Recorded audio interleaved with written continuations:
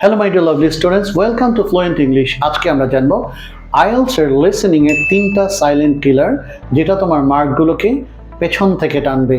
That means তুমি 40টা correct করে এসছো এবং এসে দেখো মাত্র 25টা হয়েছে।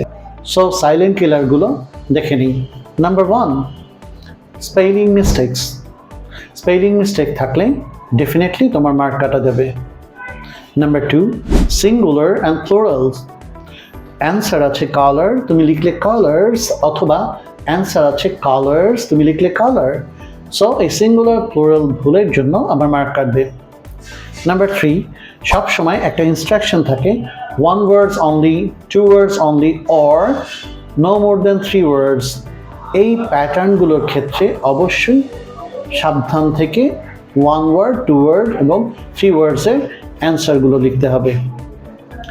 এভাবে আমি যদি এই 3 সাইলেন্ট কিলার সম্পর্কে সচেতন থাকি, then easily I'll be able to score better in my IELTS listening.